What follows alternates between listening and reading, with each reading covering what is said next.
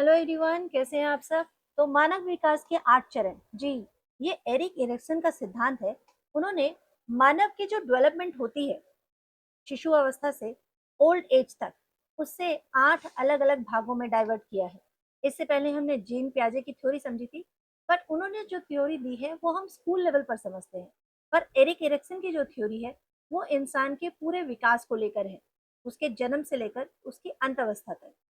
तो हम समझते हैं कि इन्होंने क्या बताया है। एरिक एरिक्सन का कहना है कि जीवन चक्र जो है, जो पूरा स्पेन है हमारे जीवन का, उसमें अलग अलग 8 व्यवस्था होती है, 8 चरण हैं। वो जन्म से लेकर वृद्धावस्था तक है। जैसे आप इस पिक्चर में देख रहे होंगे, infant, toddler, pre scholar, great scholar, teenager, young adult, middle age adult और उसके बाद है ओल्ड एज। तो मनोसामाजिक संघर्ष, डेवलपिंग की वर्च्यू, ये सारी चीजें एक इरेक्शन सिद्धांत के अंतर्गत आती है। उनका मानना है कि जन्म से लेकर वृद्धावस्था तक 8 विशिष्ट चरण है, ठीक है। और हर एक स्टेज पर हम एक अलग ही तरह का एक द्वंद देखते हैं। हमारे दिमाग में बहुत सारी चीजें एक साथ चल रही होती है, बहुत सारी कंफ्यूजन एक साथ चल रही होती है जो हम देखते हैं, और फिर उसका समाधान भी हम खुद ही करते हैं जो हमें उस समय सही लगता है। कई बार आपने ऐसा भी देखा होगा कि जो चीज हमें बचपन में सही लगती थी वो बड़े होकर सही नहीं लगती है। तो हर एक विकास के चरण पहले के चरण से कुछ अलग होते हैं। इसके अलावा हम हर संघर्ष का एक सफल समाधान भी निकालते हैं और कुछ नया भी सीखते हैं, ठीक है ना। ऐसा होता है कि नहीं। तो ये जितने भी लेवल हैं उन सबको हम एरिक एरिक्सन के सोच के हिसाब से समझेंगे।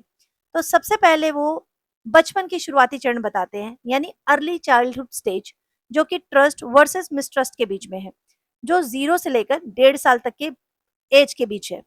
अब यहाँ पर क्या होता है, यहाँ पर जो बच्चे हैं वो सीखते हैं कि संसार सेफ है और विश्वास करने योग्य है। ये वो तभी सीख पाते हैं जब वो किसी अपने के हाथ में होते हैं, ठीक है। किसी पर वो विश्वास करते हैं और किसी पर नहीं करते हैं।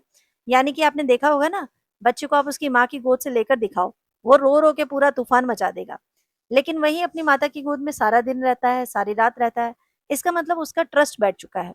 और कई बार बच्चे किसी और की गोद में भी बहुत खुशी महसूस करते हैं, तो यानी कि वो ट्रस्ट बना चुके होते हैं। दूसरा है ऑटोनॉमी वर्सेस शेम। ये स्टेज 1.5 साल से 3 साल के बीच में आ गई है। अब बच्चा जो है थोड़ा सा अपने आप को आजाद महसूस करता है, ये थोड़ा जिद्दी है, मैं खुद करना चाहूंगा, मैं खुद करूंगा, सेल्फ कंट्रोल करने की कोशिश करेगा, ठीक है। इनिशिएटिव वर्सेस गिल्ट की स्टेज आती है 3 से 6 साल तक के बीच में, जब बच्चा प्री स्कूलर है, बच्चा किंडरगार्टन में जा रहा है, ठीक है। हो सकता है कि वो कुछ एक्टिविटीज में खुद से इनिशिएट लेना चाहे, और जब गलती कर बैठता है तो परेशान भी होता है। तो ये होते हैं अर्ली चाइल्डहुड स्टेजेस। और मुझे आशा है कि आपको क्लियर हो गया होगा। अब बढ़ते हैं स्कूली उम्र की तरफ, ठीक है, स्कूल एज और एडोलेसेंस जिसे हम कहते हैं। यहाँ पर इंडस्ट्री वर्सेस इंफियोरिटी आएगा। यानी जो बच्चा है वो अब थोड़ा सा कॉम्पिटेंस टाइप में आ चुका है, ठीक है। अब उसने अपने कॉन्फिडेंस भी बना लिया है, क्योंकि उसने स्कूल लेवल पे हो सकता है अपने सीनियर से कुछ सीखा है और वो अचीव कर रहा है, ठीक है। ये दोनों चीजें हो सकती है, दोनों ही पक्ष हो सकते हैं। या तो आपको पॉजिटिव एक्सपीरियंस मिलता रहा और आगे बढ़ते रहे, या आपका कोई नेगेटिव एक्सपीरियंस हो रहा है, आपके जो सीनियर्स हैं वो आपको ह्यूमिलेट कर रहे हैं, या हो सकता है आपके अच्छे रैंक ना आने की वजह से लोग आपको टीज कर रहे हैं। तो यहाँ पर इंडस्ट्री और इंफीरियरिटी दोनों ही स्टेजेस देखने को मिलती है। इसी तरह आपको 12 से 18 वर्ष के अंदर आइडेंटिटी वर्सेस रोल कंफ्यूजन भी देखने को मिलेगा, जहां उस समय जो टीन्स है, हमारे यंगस्टर्स हैं, उनके मन में कई बार सेल्फ सेंस बहुत ज्यादा मोटिवेटेड है कई बार, और कई बार ऐसा हो जाता है कि कंफ्यूज भी है। तो ये दोनों स्टेजेस आपको 12 से 18 साल के अंदर अंदर मिलती हैं, जहां वो आइडेंटिटी वर्सेस रोल कंफ्यूजन में अलग ही है। मतलब वो कभी तो बहुत पॉजिटिव है और कभी एकदम कंफ्यूज है। वो स्टेजेस, यही स्टेज आती है। तो इसी तरह की स्टेजेस पढ़नी है हमने। अगली स्टेज आती है स्टेज ऑफ अडल्टहुड। यहाँ पर इंटीमेसी वर्सेस आइसोलेशन। कभी तो बहुत डीप रिलेशनशिप में कमिटमेंट कर रहे हैं, और कभी बिल्कुल आइसोलेट हैं, अकेला रह रहे हैं। वो आपका एज ग्रुप है 18 से 25 साल तक। जेनरेटिविटी और स्टैग्नेशन। यहाँ पर या तो सोसाइटी के लिए कुछ करना चाहते हैं 25 से 60 साल और सोसाइटी के लिए कर भी रहे हैं, बहुत हम्बल है, बहुत समाज सेवक है और बहुत बेटर आगे बढ़ रहे हैं, ठीक है, फ्यूचर जनरेशन के लिए एग्जाम्पल सेट कर रहे हैं, और वहीं स्टेगनेंट है, कुछ नहीं कर रहे हैं, इसमें सोसाइटी के डेवलपमेंट में उसका कोई हाथ नहीं है, ठीक है, इस तरह का भी कभी कभी माइंड है। फिर है इंटीग्रिटी वर्सेस डिस्पेयर, यानी कि कभी तो आप बिल्कुल सेटिस्फाई हैं अपनी जिंदगी से और कभी आपको रिग्रेट हो रहा है, ये डिपेंड कर रहा है सिचुएशन पर।